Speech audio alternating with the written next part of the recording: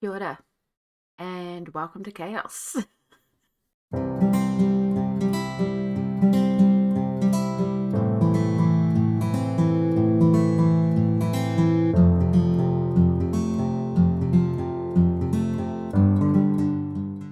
So, for those that haven't met me before, kia ora, my name is Amy, and I am a colourist based in Aotearoa, New Zealand. I usually upload content relating to adult colouring and focus on creating a mentally positive wellness space for myself, but also others on the internet too. It's what I look for, and I hope that's what I put out there.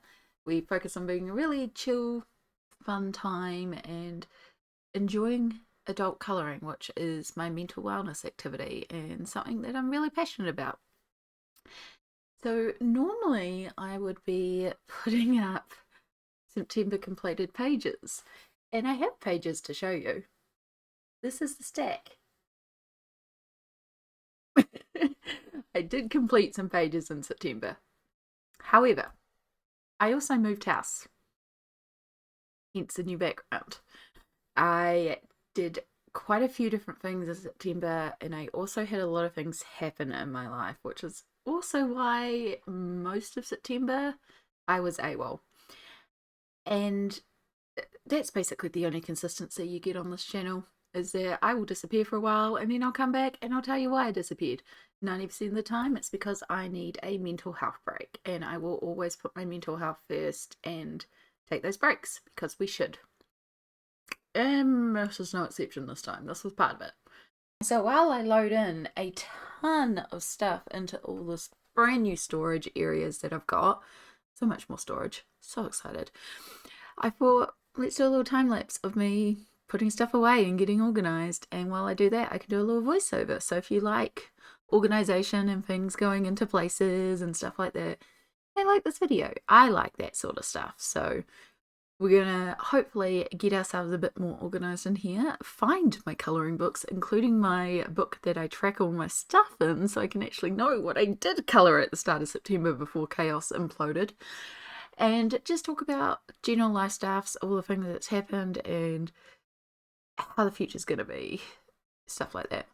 So, just a note as well, because we're going to be talking about mental health, there is a trigger warning in place. If you're somebody who cannot listen to people discussing chronic illness and mental health, please do not feel like you need to watch this video. I would much rather you stay safe than listen to my ramble. I'll try to put in like a shorthand version right at the end and put a timestamp here so that you can just skip ahead to find like the summary of what's going on and what's happening in the future. Yeah, keep safe. Also, side note, feeling cute today. I love this pinafore. This was made for me by the wonderful Sammy. I adore you. I adore this outfit. It's the most impractical thing for moving, but I wanted to be cute today. I like it. I wanted to be Pokemon. So yeah. Alright, walking frame, and let's get into this. Alright, voiceover time, Amy here.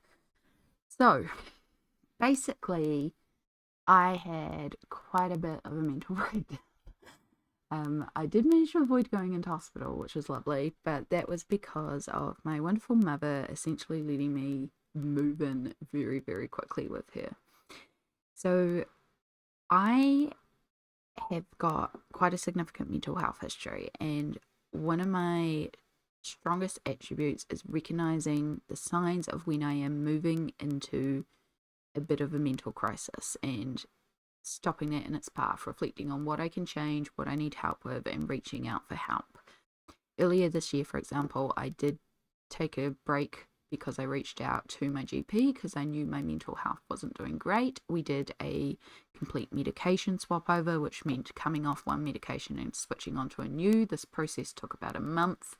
And so I did end up taking a bit of a stream break while this was happening because I wanted to put no pressure on myself while I knew I was particularly fragile.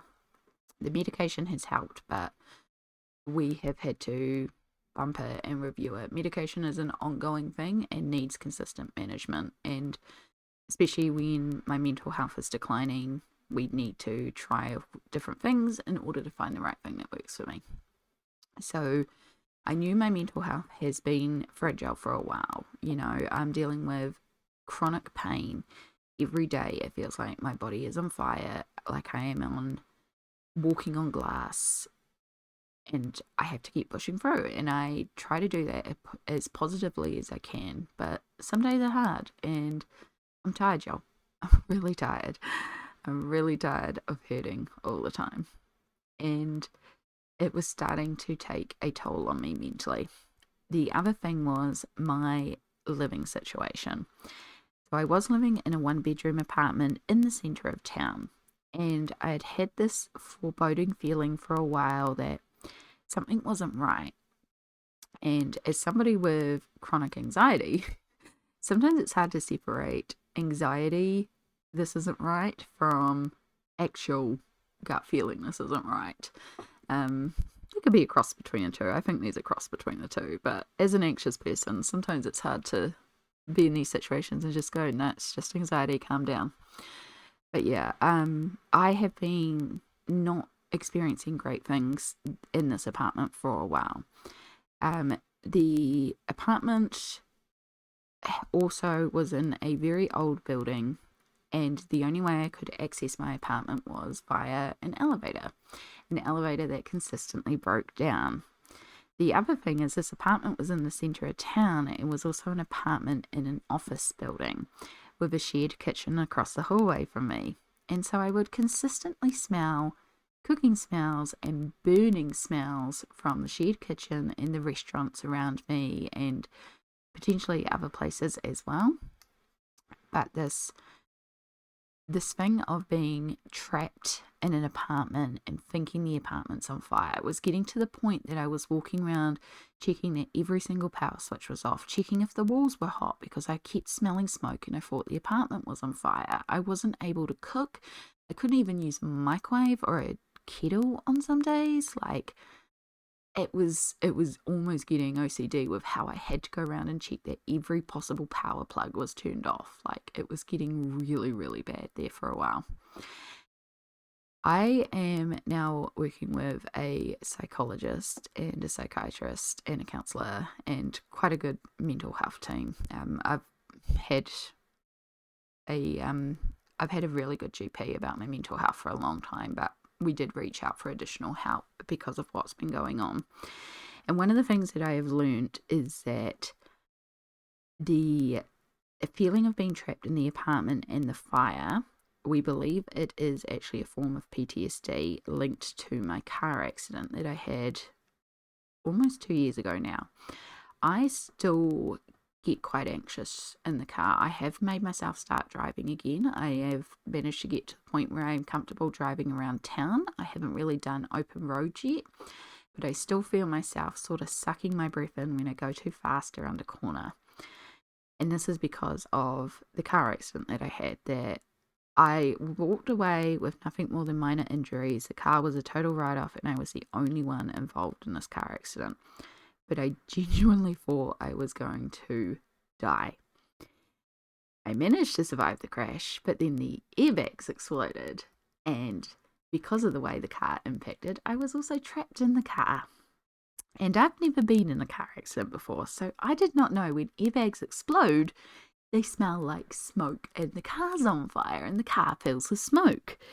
So I was trapped in a car thinking the car's on fire and not able to get out of the car.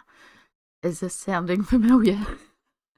So there's definitely a PTSD element from my car accident. But the other thing that I have learned is the fire smell is actually linked to something else, because I am someone with a past history of psychosis. I usually, when I'm in a psychotic episode, have visual delusions and see creatures and people that aren't there. They're as real to me as if you were standing next to me, but they're not real. And when I'm in a good space, I can recognize that these visual delusions are manifestations of the internal thoughts that I'm having. So I can recognize that these things aren't real. When I'm not in a good space, I can't tell the difference. But yeah, so visual delusions is part of my history. you can have a thing called olfactory psychosis, which is where your nose and your sense of smell is smelling things that aren't there. And this is something new to me, and it is a form of psychosis. And we only found this out because after I started living up at my mum's, I started smelling the fire up here, and I literally had to get her to come and smell and check that nothing was on fire. So, yeah.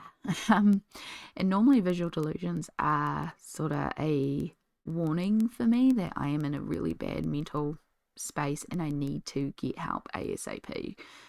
But I didn't recognize the burning smell as being a psychotic episode because A, they were real to me, but also B, there was logical reasons as to why I could be smelling burning. So that's been a real eye-opener. But yeah, the situation is at the start of September, I basically reached a point where I knew mentally I wasn't doing great in my apartment, and health-wise I wasn't doing great in my apartment. I had actually been looking to move somewhere else for about half a year, just on and off. I would every once in a while go and browse and see if anything was available. But as somebody with limited mobility, my options were very limited on where I could move into. I did not want to move in with strangers because that's another one of my triggers when I'm not doing very well, is strange noises and strange people. I need a safe space, and I cannot afford anywhere on my own. And so really my only option was to move in with mum. And around the start of September, we had a really good discussion about where we were at. And there were some situations in my mum's life that me moving in will also help her out a lot. So the decision was made that I would move in. The original plan was we were going to do this over several months. We had to empty out the rooms that I would be moving into and make space for me. So we were going to do a big declutter of her house. We had to get a ramp built so I could easily access her house, because previously I had to go up a lot of stairs very carefully. So a ramp was essential, especially for the bad days. And the idea was we'd just do it slowly. We could do it by ourselves, box by box, until it came to the furniture, and then we just would have to look at movies or hopefully get some family, or, it was the sort of thing that we would do slowly over time together. And in the meantime, on the bad days, I was coming up to stay at my mum's just to guarantee I could get a good night's sleep, because not sleeping is not great for you mentally. So I'd come up and crash at my mum's. And about 2 weeks into September, I was up at my mum's on the weekend, and I went home on a Sunday because I decided I was also going to stay on the Monday and help her out with something. But I had to go home and get my injection.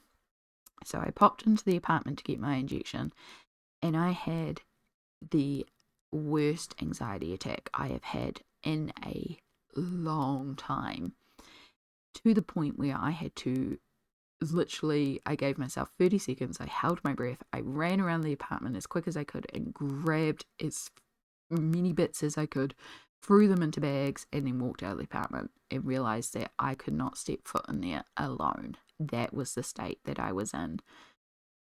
And so my amazing, wonderful mum let me just move in.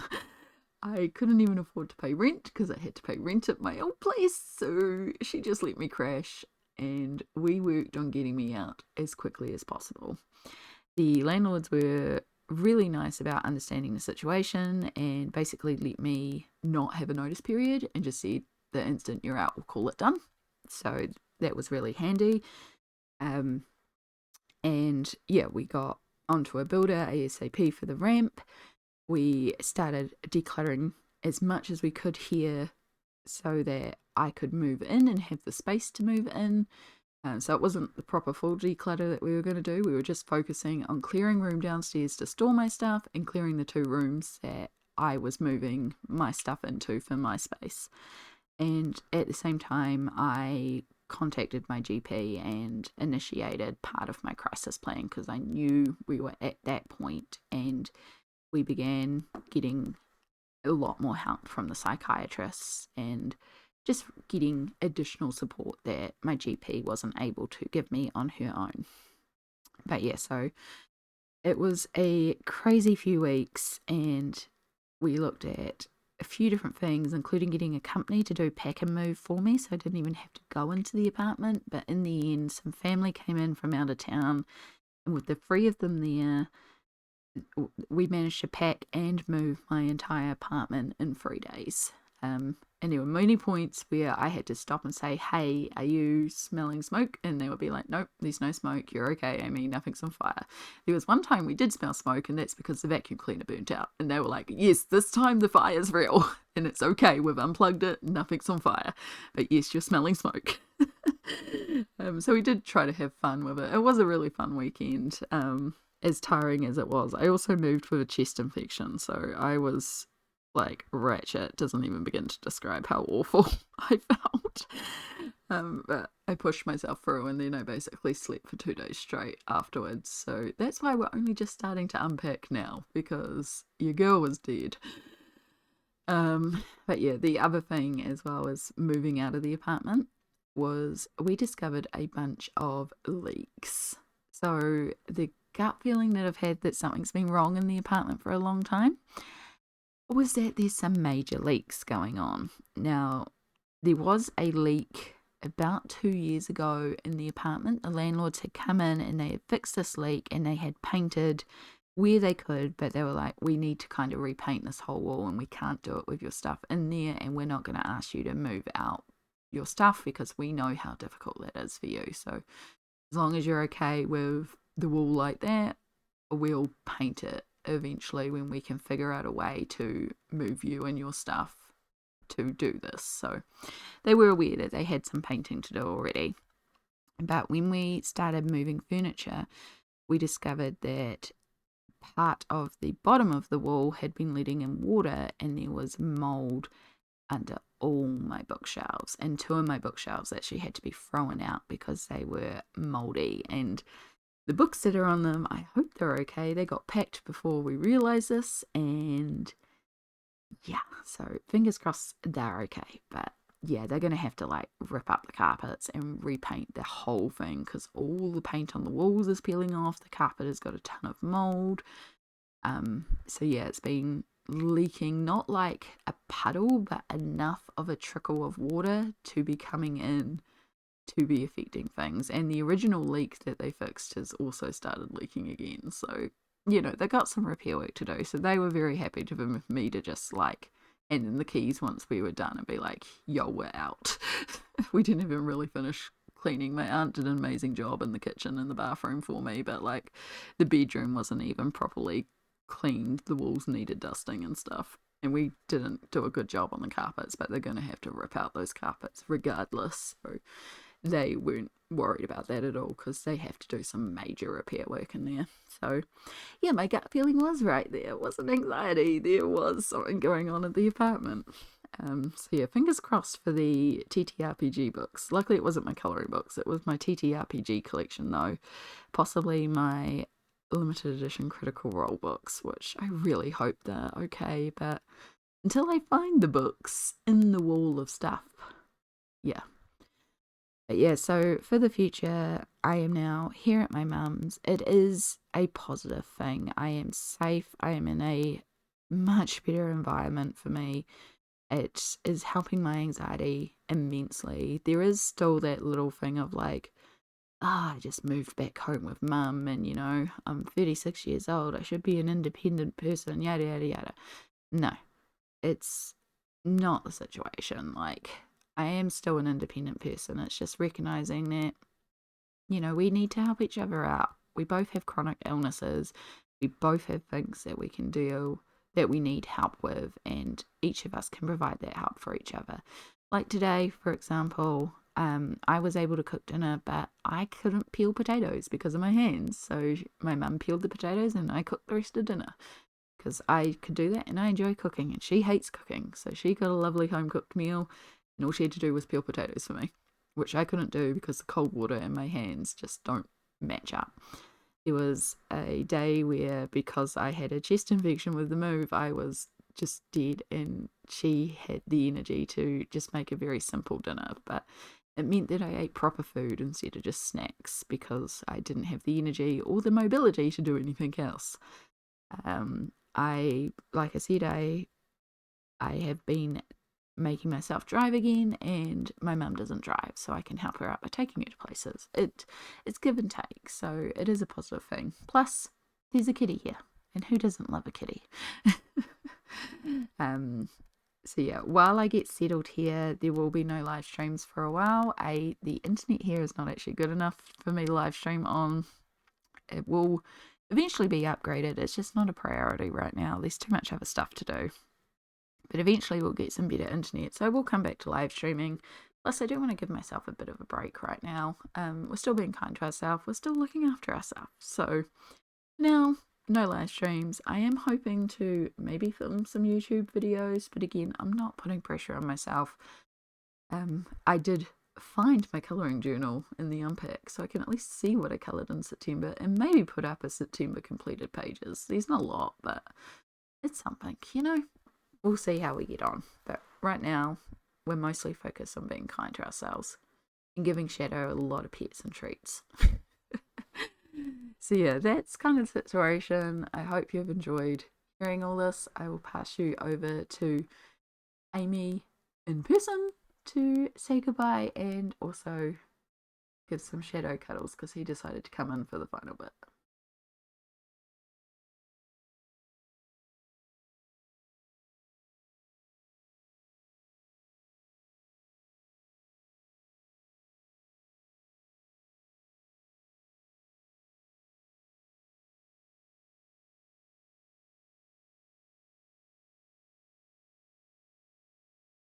Alright guys, this is where I'm going to call it for today because I'm exhausted. I did a couple more off camera and I've got a couple more that I might try to do tonight, but I'm done.